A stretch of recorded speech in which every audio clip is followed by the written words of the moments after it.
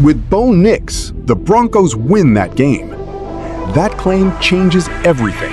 Denver is no longer a forgotten contender, but a wrecking ball aimed straight at the AFC. And if this hype is real, who survives what comes next?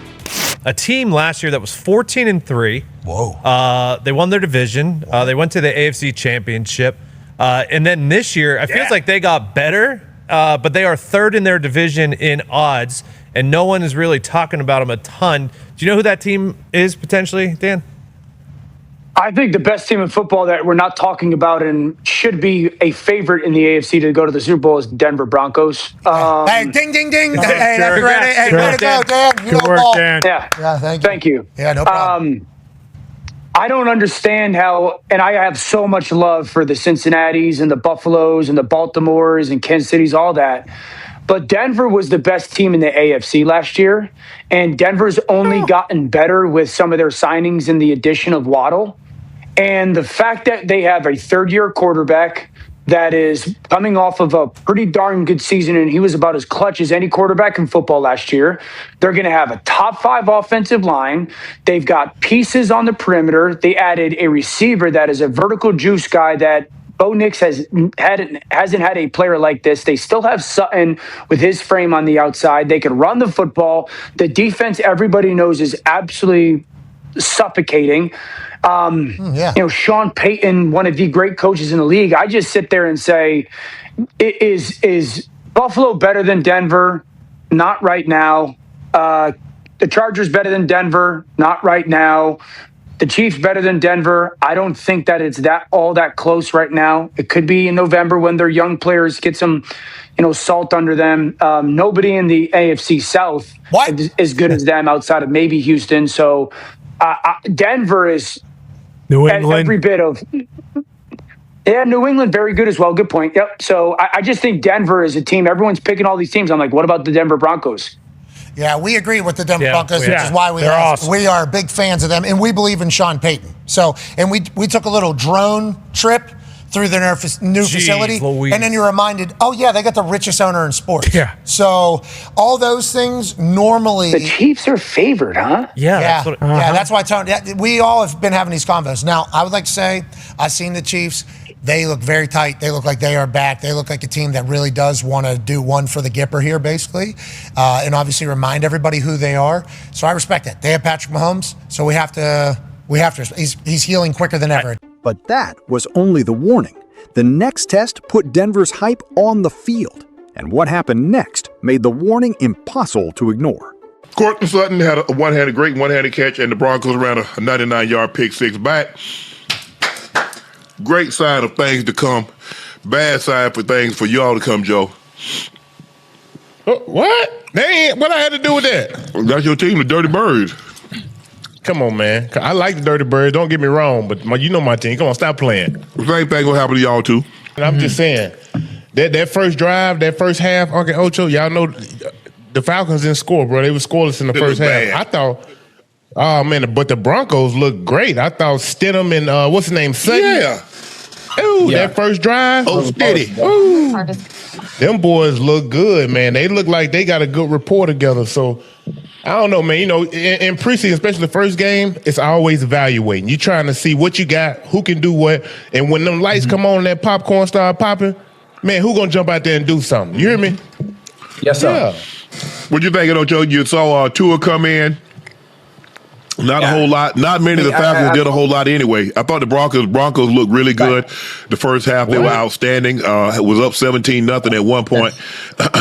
Looked really good. I thought the Broncos played really well tonight, the starters. And if you notice, Ocho, everybody playing their starters some. Because the last couple of years, everybody was kind of getting away from their starters playing. And it realized it was hampering them when they started the season because they have no continuity. You can do all the practicing you want to, but until you go out there and you play in meaningful play. And look, I understand preseason is not the regular season, but I tell you what, preseason is more valuable in scrimmages. It's more important than practicing against your damn self. I know that for certain. Yeah. Mm-hmm. Well, listen, tonight, obviously, I didn't like what I saw from Tua. He didn't look comfortable. He was jittery. He didn't look poised in the pocket. Obviously, It's weird because of all the hits he's taken in the past. I would think he would be a little bit more comfortable and understand you got to be poised to be able to make some of the throws you want you want to make. Outside of that, I don't want to put too much into it because it is the preseason, but the preseason is the perfect time to show the improvements and how comfortable you are in the offense that you're in. This is a new scheme, new regime, new players, new team. And if you're going to be the starting quarterback, you have to show improvements right now. You shouldn't be looking like this. And no, I know it's just a preseason game, but there should be some comfortability to it. You know, when you get under the area and being in command of the offense, he just didn't look in command of the offense because he looked kind of nervous. Yeah. Well, I think obviously it's a new system, it's a new scheme, it's a new system, it's a new locale. I don't think in his wildest imagination when he signed that big extension, Ocho, he thought in 2 years he'd be playing for somebody else. But that just goes to show you. And it goes to show you. They talk about what teams they got a salary cap. They don't care about spending no money. If a guy ain't paying it out. See, the problem is if a guy ain't paying it out, they ain't got no problem moving on. No, sir. Oh, no. But y'all don't want me to move on when I say I've outperformed the contract. Give me my money. Y'all cut this man, y'all owe this man $40-something million. We seen y'all cut players owe them $40-50 million. Y'all ain't got no problem with that. Pay these people, these players their money. Players get your money. But I like what I saw from the Broncos. And look, it ain't no secret. They went to the AFC Championship game. I really believe if they'd had Bo Nix, they go into the Super Bowl. Not saying they win, but I do believe if they had Bo Nix last year, Ocho, they go without steady, and they lost 10-7. Bo Nix, they win in that game. Go ahead, Ocho. Can I tell you something too? And I don't mean to bring it up last year, but I'm kind of agree with you a little bit. Now, as great as Seattle offense looked in that Super Bowl, it would have been a big difference going against that Broncos defense. Yeah. It would have been a whole because they can pressure the quarterback. Now I don't know what the outcome would have been. But I'm just saying they match up very well if the Broncos would. If you think about it, think about the job that New England did on Sam Bradford. He didn't have no outstanding day throwing the football, Ocho. Kenneth Walker III, K9 ran the ball really, really well. But I think the Broncos defense, I think the Broncos defense was better than the Patriots defense. If you look at it top to bottom, offensive, defensive line, linebackers and secondary, I think the Broncos defense was better than the Patriots. But that's pie in the sky. They didn't have Bo Nix. They didn't get the opportunity to play. It would have been great to see them, but it didn't happen. The Commanders beat the Dolphins 20-7. A team went 14-3, won its division, reached the AFC Championship game, and somehow Denver is still being treated like an afterthought. That makes no sense. The Broncos were already one of the AFC's best teams last season, and now they've added more firepower around Bo Nix, who is entering his third year. So why is nobody talking about Denver? Maybe because everyone is still waiting for the usual names: Kansas City, Buffalo, Baltimore, Cincinnati. But Denver may be the team quietly preparing to crash that entire conversation. And the biggest reason for the optimism starts with the quarterback. Bo Nix already showed he can be clutch. Now he has something even more important: more explosive weapons. Denver added Jaylen Waddle, giving Nix the vertical threat this offense simply hasn't had before. Add Courtland Sutton on the outside, a strong running game, and what could be a top 5 offensive line, and suddenly defenses have a completely different problem.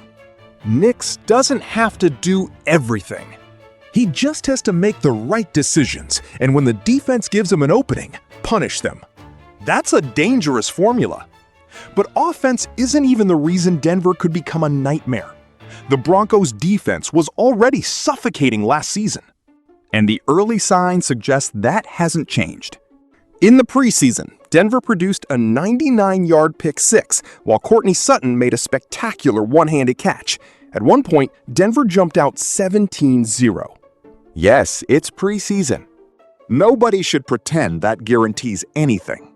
But this is exactly why these games matter. You want to see whether the team looks faster, sharper, and more connected. And Denver looked dangerous. And that brings us to the most controversial question of all.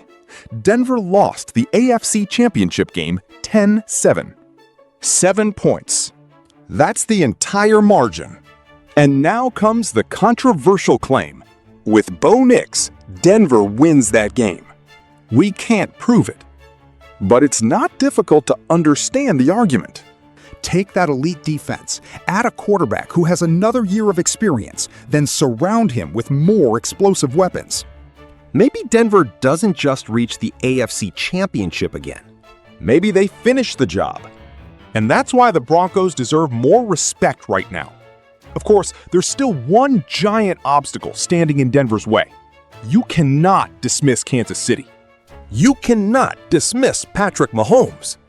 But ask yourself honestly, are the Chiefs clearly better than Denver right now? Maybe not. What about Buffalo? What about the Chargers? Again, there's an argument that Denver is right there, or even ahead.